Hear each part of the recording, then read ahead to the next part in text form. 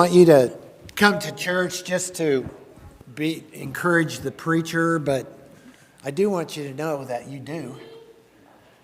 It's great to see you here. I love it. You're an encouragement to me and to other people too. And you should know that. That's just one more motivation, one more good reason to be here, to come. And I want to thank again, Jimmy mentioned this last week, but Roger Morton and Bonnie are operating this new system that we have.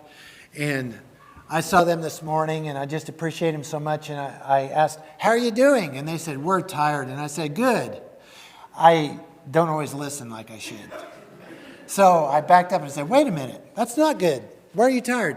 Well, they've been to Abilene with a bunch of UIL students and just got in very late last night, and yet here they are. So thank you so much for being here. And yes, absolutely. They deserve a lot more than just applause, but that's good. I know you appreciate them too.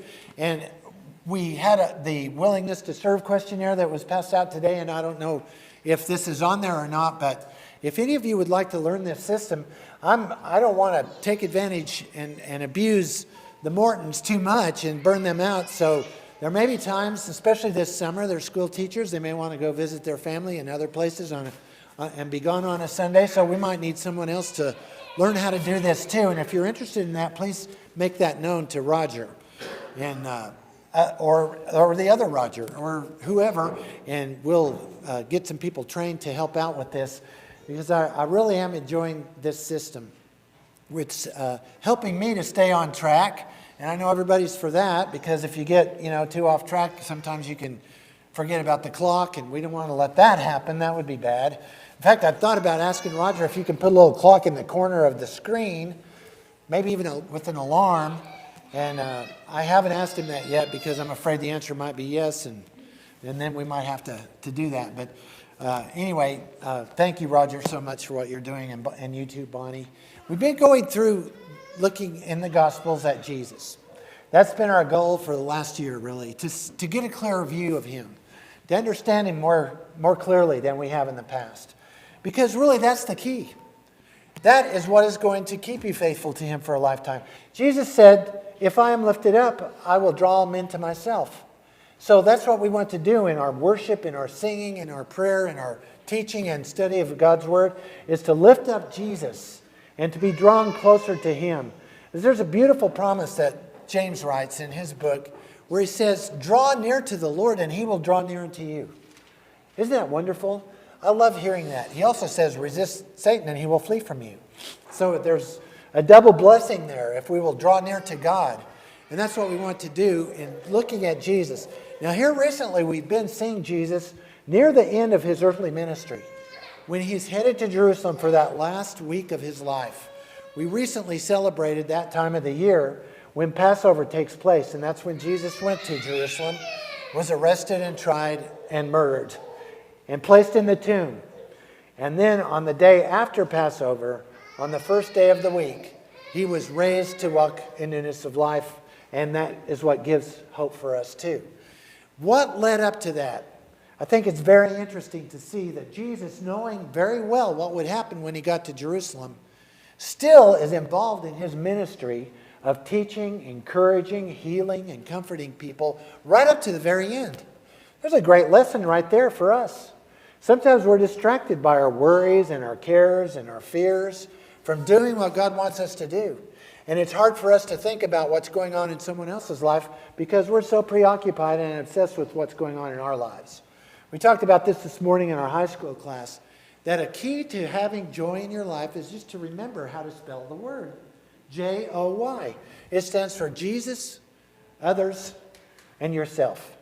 And if you'll follow that formula and keep those priorities in line with the J-O-Y formula, then God will bless you with a lot of J-O-Y in your life. Jesus is our example in that. As he was headed to Jerusalem, he came to the city of Jericho.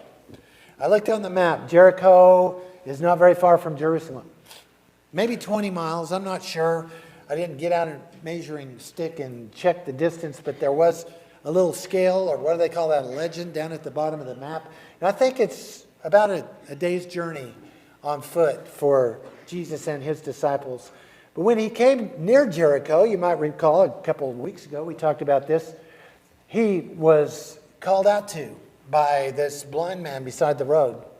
Just a common beggar like we see every time we drive down close to the interstate and they're standing on the corners with cardboard signs.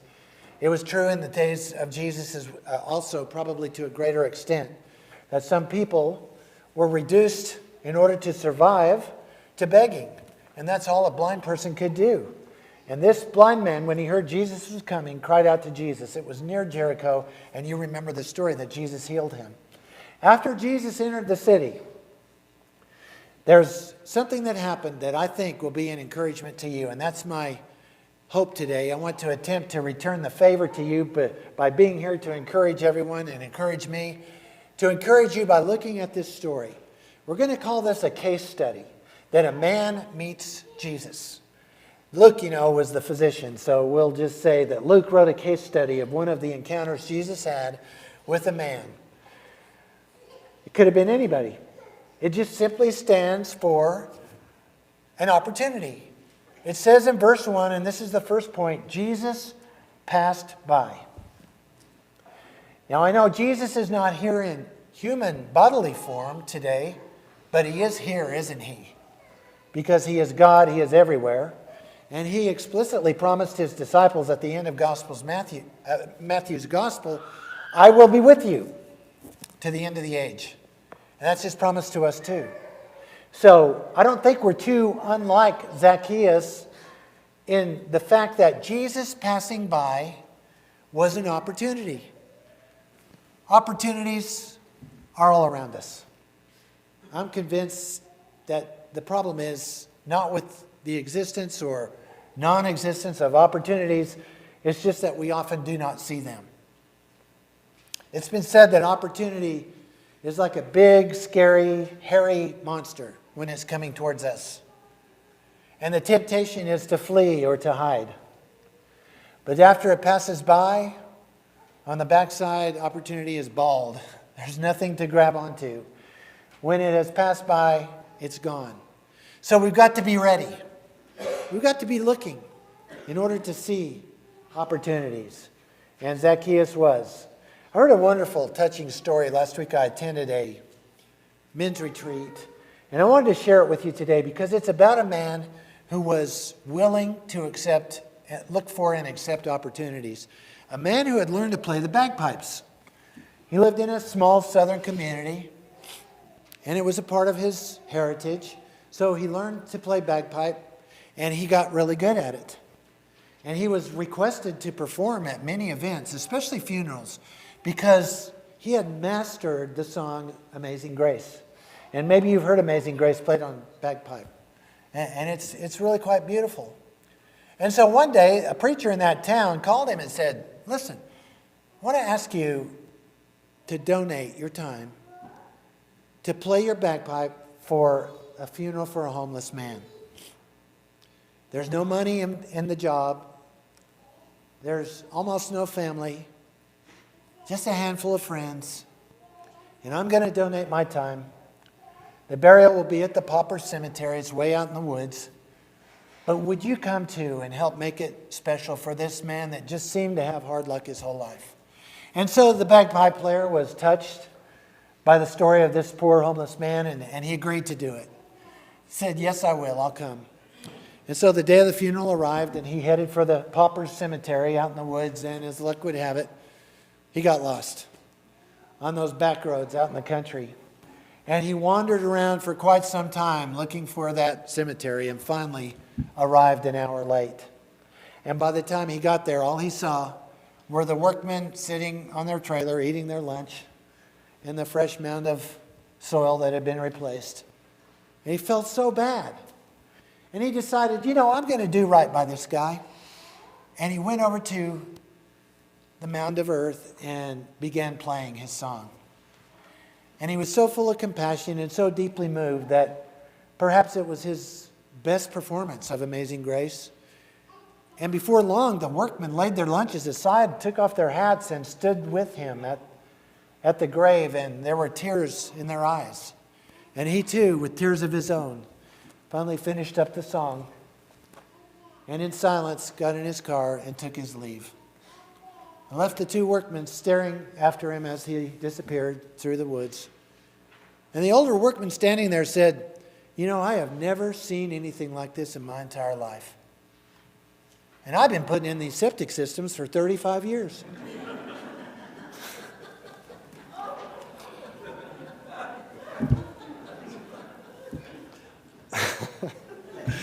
You don't know what opportunity is going to open up for you, or who you might bless when you walk through that door." Jesus might have known that Zacchaeus was in Jerusalem, and I don't know if Zacchaeus knew anything about Jesus or not. But this man was there, and that's point number 2. There was a man. Could have been anybody. Luke tells us his name was Zacchaeus and doesn't give us a lot of information about him. He says he was a chief tax collector and that he was very wealthy. So we know this: Zacchaeus had some good in his life and he had some bad in his life. Just like you, just like me, just like all of us. We have some good and we have some bad. He was wealthy. That's good, right? I mean, when you want someone to support a good cause, for example, do you ask the person that doesn't have any money? No. Who is it that builds our hospitals and sends out our missionaries and all of these good works that take place? And there are so many. We hear about them all through the year, but especially during holiday time. You get those calls, you get those texts, you get those messages in the mail, an opportunity to donate and support and help out. You couldn't do that if you didn't have money. So that's a good thing. Wealth can be a good thing. We can use it to do good things. But he was also a tax collector. And I suppose that was his choice. He chose that profession, and he was responsible and successful. He was made a chief tax collector, and he was wealthy. But the thing is, nobody likes a tax collector. That had to be a negative, a bad thing in his life. Just like you have good things and bad things in your life. Jesus has passed by. You're a person with good things and bad things in your life. The thing is, are you going to let those bad things make you quit? One of the biggest scourges in our culture, our society, our nation today is not COVID. It's victim mentality. I'll guarantee you nearly every case of mass shootings in this country was done by somebody who had a grudge, a gripe. Felt like a victim. Felt like they were justified in lashing out and killing innocent people. And then in many cases killing themselves. A victim mentality is something that can justify all sorts of evil and ruin any relationship. We've got to be willing to go forward in spite of the bad things in our lives. And in fact, allow those things to propel us. As the old saying goes, it's not the size of the bump, but the attitude of the bumpy that determines whether we're made bitter or better. Those bad things can help us to grow. And there have been many stories of people who've overcome negatives to go on to accomplish great things. One of our greatest presidents, Abraham Lincoln, had several losses in his attempt to get elected to office, but he didn't give up. He continued working. Dr. Seuss was turned down by several publishers before he found someone to publish his books. And we know the rest of that story. Walt Disney was fired from jobs before he finally found success. Sometimes God tries us, and in the process we grow, we're made better. This particular man wanted to see Jesus. That's point number 3. Now there's something positive about Zacchaeus. Zacchaeus wanted to see Jesus. It reminds me of that verse that Jesus spoke in the Sermon on the Mount. Seek first the Lord and His righteousness, His kingdom, His righteousness, and all these things will be added unto you. What was He talking about, all these things? He had just taught the people who were worried about having food to eat and clothes to wear. Why do you worry about these things? God's going to take care of you. He feeds the birds of the air. He clothes the grass of the field, the flowers. God will take care of you. Just seek his kingdom first. Now, as I said, I don't know if Zacchaeus knew anything about Jesus, but he may have. This was not Jesus' first trip to Jerusalem. He went to the Passover feast every year. And he did many miraculous signs, and he carried out ministry early in his ministry in Judea, the area around Jerusalem.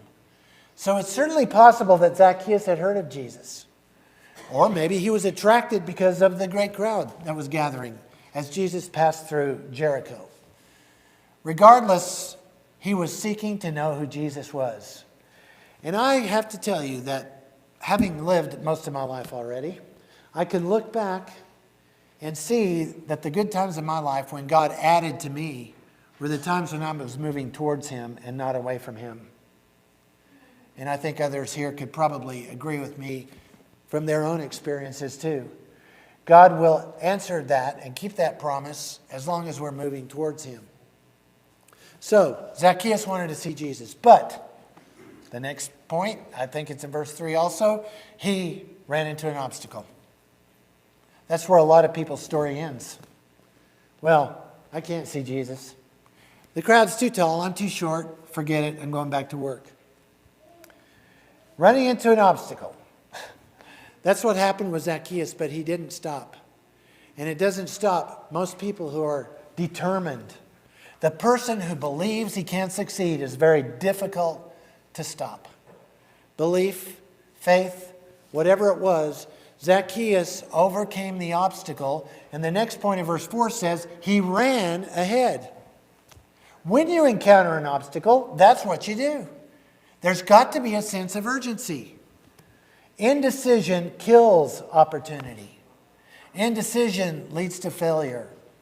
He who hesitates is lost, is an old saying because it rings true. And all the ones that didn't ring true, they died young. So we have old sayings like, he who hesitates is lost. He didn't. He ran ahead so that he would be in a position to satisfy his curiosity about Jesus. And he took action. And that's the next point. He did not wait for someone else to elevate him. He did it himself. Zacchaeus ran forward so that he could be in the position to see Jesus when he came by. You know, the book of Ecclesiastes says, whatever your hand finds to do, do it with all your might. James says, be doers of the word, not hearers only. And it's true, you would have to admit, though, that most of us, our knowledge level is way above our obedience level. We know more than we do, don't we? Now, we need to know, and we need to know more, but we need to do more. Doing, action. That's the kind of faith that gets results, and that's the kind of faith that we need to have if we're going to be able to see Jesus. Zacchaeus teaches us an important lesson here. There's an urgent need in your life. And I'm telling you, if you say no to Jesus the first time, it may be kind of hard, but it gets easier. So you don't want to start out that way. You don't want to get into that habit. You don't want to turn away or allow obstacles to stop you. Zacchaeus ran forward. He ran toward Jesus. And what happened? The next point is that people muttered. You know, when Jesus got to where Zacchaeus was, he knew he was there. He didn't climb the tree to hide. He climbed the tree to see. And so Jesus looked up to him and said, Zacchaeus, come down. I'm going to your house. He did that often. As you read through the Gospels, he often involved people. A woman at the well, he asked her for a drink. He often asked people questions, like the great teacher of Israel, Nicodemus. And he asked questions of Nicodemus. He involved people. And there's some great lessons for us in that.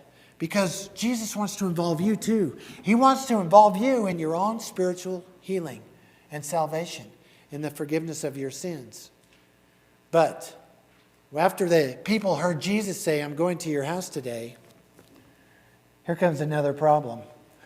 The text says the people muttered. They complained.